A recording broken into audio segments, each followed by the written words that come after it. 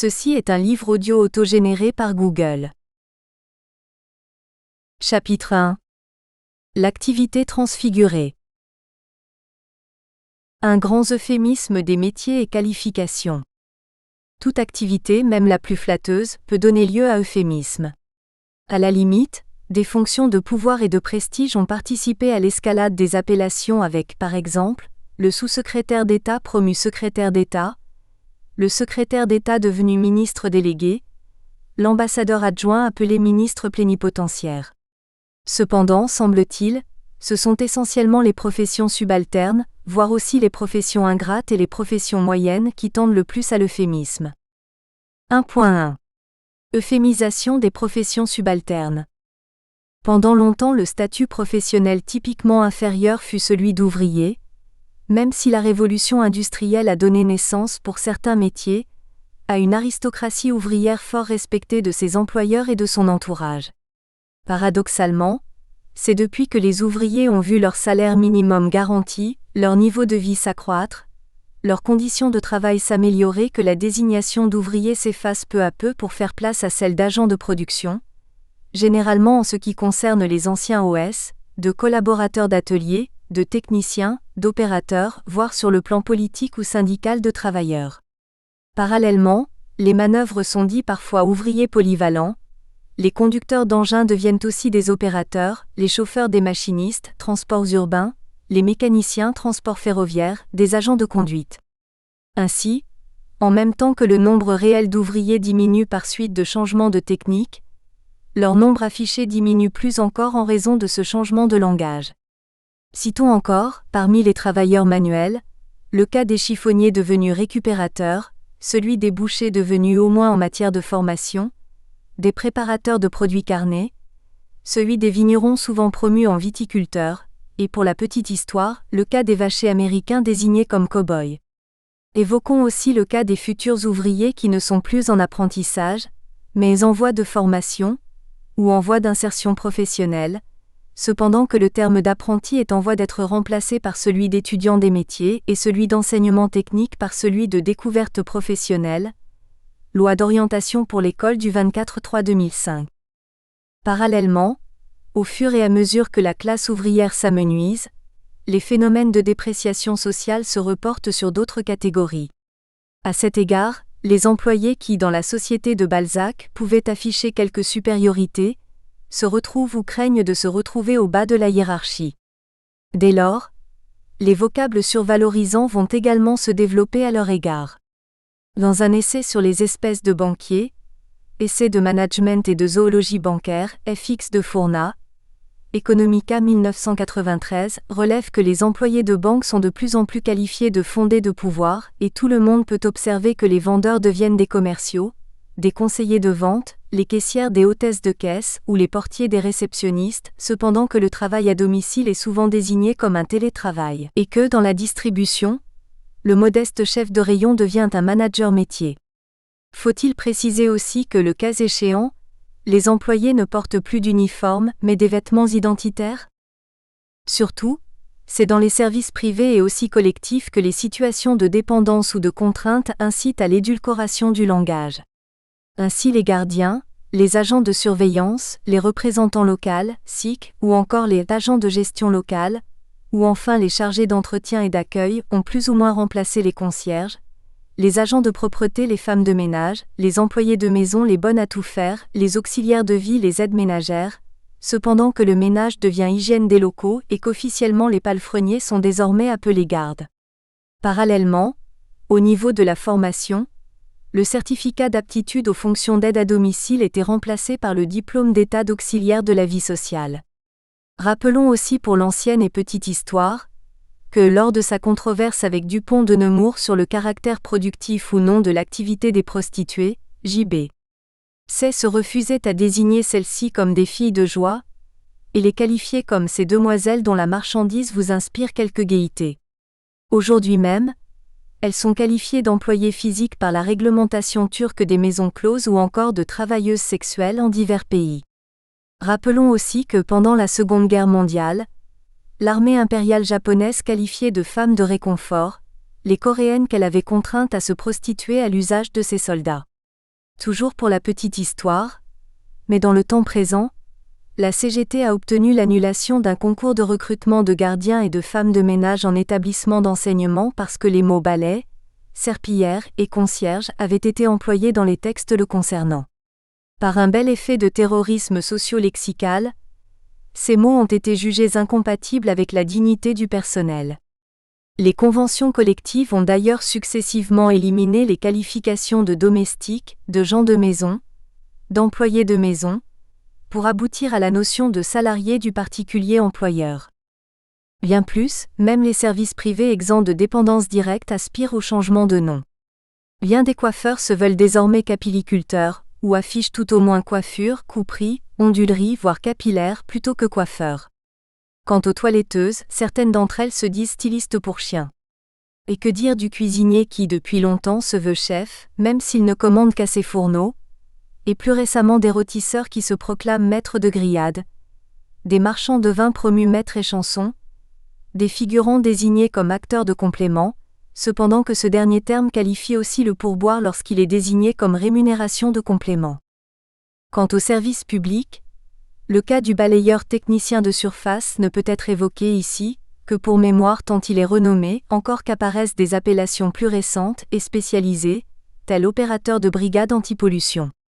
Pareillement, le cantonnier peut devenir éco-cantonnier. De même, les pompiers sont fréquemment désignés comme techniciens du risque et de l'urgence, comme soldats du feu, en Suède, et leur compagnie pour certains types d'interventions comme unité de sécurité civile.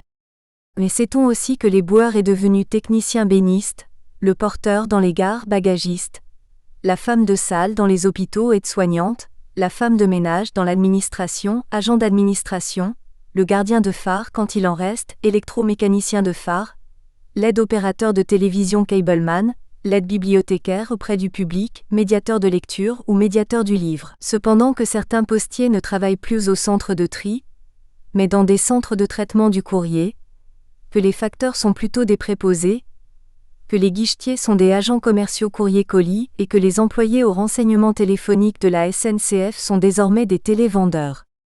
Ainsi, paradoxalement, le terme de vendeur, précédemment dévalorisé, retrouve ici une seconde jeunesse dès lors qu'il est télépréfixé.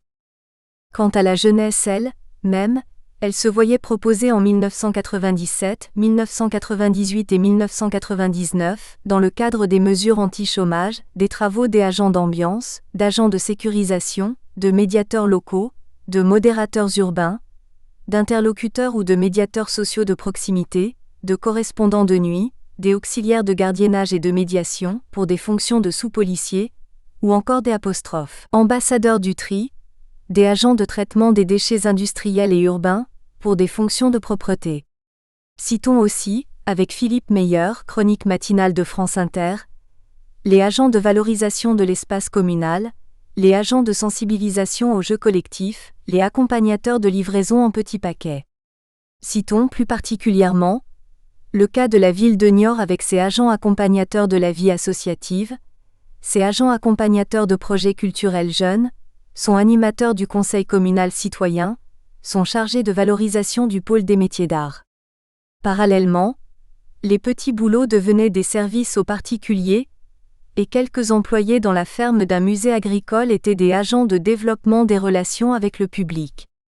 Citons enfin le cas quelque peu emphatique des agents d'accès au droit, des animateurs du conseil municipal chargés des temps forts, des agents de valorisation du patrimoine, des coordinateurs de la petite enfance et autres emplois publics que certains qualifient de crypto-fonctionnaires. Plus récemment, les contrats emploi jeunes laissaient place à des contrats civis, contrats d'insertion dans la vie sociale.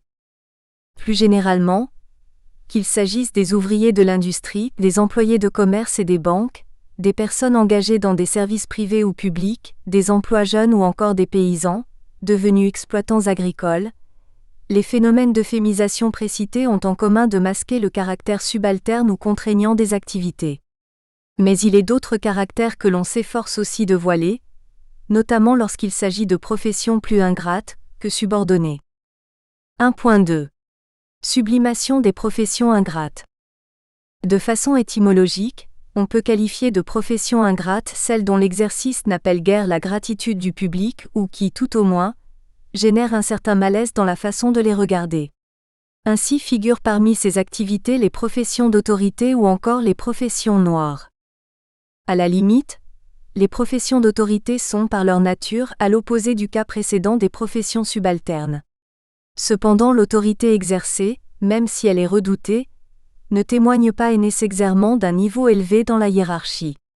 Ainsi en va-t-il des gardiens de prison devenus surveillants pénitentiaires, des contremaîtres agents d'atelier, de certains inspecteurs commerciaux transformés en visiteurs, des agents de police, autrefois appelés sergents de ville et désormais volontiers qualifiés de gardiens de la paix ou des agents de la force publique, des îlotiers devenus des policiers fidélisés, des policiers municipaux, dont P. Merle, dans son lexique du français tabou, Seuil 1993, relève qu'ils sont maintenant agents d'ambiance, et dont M. Delanoë proposait en mars 2001 la nomination à Paris comme agent de proximité. Des gardiens de square transformés en agents d'accueil et de surveillance, voire guides verts, ou des contrôleurs de la SNCF, encore elles. Appelés agents commerciaux ou chefs de bord. Bien sûr aussi, l'autorité peut être adoucie à des niveaux plus élevés de l'échelle sociale. Ainsi dans l'administration, le percepteur deviendra le receveur des impôts ou mieux, le trésorier. Dans les professions libérales, les huissiers ont le projet de réapparaître en commissaires de justice, et dans les entreprises, les directeurs du personnel sont de plus en plus métamorphosés en directeurs ou en gestionnaires des ressources humaines, et les patrons en leaders, cependant que le personnel lui-même est recruté à partir de son potentiel plus que de ses capacités. Plus particulièrement, la notion de personne à potentiel est souvent usitée pour désigner une aptitude à évoluer, à acquérir de nouvelles compétences et à occuper des postes différents. Lettre du Centre d'études de l'emploi, décembre 1998. Parmi les professions ingrates, les activités que l'on pourrait qualifier de professions noires tiennent une bonne place dans l'imagerie populaire. Annonciatrices de mort ou tout au moins de situations plus ou moins sinistres, ces professions n'aiment plus tellement se présenter en tant que telles. Bien avant la suppression de la peine de mort, le bourreau était devenu un simple exécuteur des sentences criminelles, puis exécuteur en chef des hautes œuvres. Par ailleurs, le temps n'est plus où l'on parlait crûment et stricto sensu de croque-mort, parce que les employés concernés mordaient les doigts des morts pour s'assurer qu'effectivement ils n'étaient plus en vie. Certes, l'expression a très longtemps survécu à la disparition de cette pratique. Mais désormais le vocabulaire est rentré dans l'ordre et nos croque-morts sont devenus, de façon plus rassurante, des accompagnateurs, cependant que les toiletteurs des morts sont devenus thanatopracteurs. Et bien sûr, sans aller jusqu'aux situations funèbres et en se limitant à la menace de quelques désagréments, conflits ou mystères, on sait qu'en règle générale les détectives sont désormais de paisibles agents de recherche, que certains dénonciateurs quasi professionnels, au fisc ou aux douanes sont des aviseurs voire des confidents, la dénonciation étant elle-même qualifiée de révélation, cependant que les gardes du corps deviennent des professionnels de la protection rapprochée. Quant à l'avocat du diable, chargé de vérifier les preuves dans les procès en béatification, le voici maintenant dépouillé de la pittoresque appellation d'origine pour celle aseptisée de promoteur de justice. Enfin, pour revenir à des domaines plus gratifiants, il importe de rappeler que professions subalternes et professions noires ne sont pas les seules à pratiquer les métaphores langagières. Bien des professions moyennes, quoique parfaitement intégrées et considérées, aspirent à plus de considération encore. 1.3. Promotion des professions moyennes. De haut en bas des professions moyennes, l'euphémisme apparaît spontanément. Ainsi, dans le pourtant beau métier de vigneron, on se désigne volontiers comme viticulteur biodynamique, ou, pour aller des soins à la nature vers les soins médicaux, les infirmières qui avaient atteint le sommet de leur hiérarchie obtenaient le grade alors estimé de surveillante. Elles sont maintenant désignées comme cadres infirmiers supérieurs, et les diététiciens comme nutrithérapeutes. Dès le XIXe siècle, les sages-femmes étaient parfois appelées lévatrices, et à présent les quelques hommes exerçant ce métier sont volontiers qualifiés de maïeuticiens. Par contre, plus haut dans l'échelle sociale, les cadres ne sont plus toujours satisfaits de ce terme et deviennent de plus en plus, notamment dans les banques, directeurs ou directeurs centraux. Quant aux psychologues d'entreprise, ils sont parfois désignés comme gestionnaires de bien-être. Sans prétendre pour autant au statut de dirigeant, les conservateurs de musées se disent volontiers. Nous espérons que vous avez apprécié cet aperçu.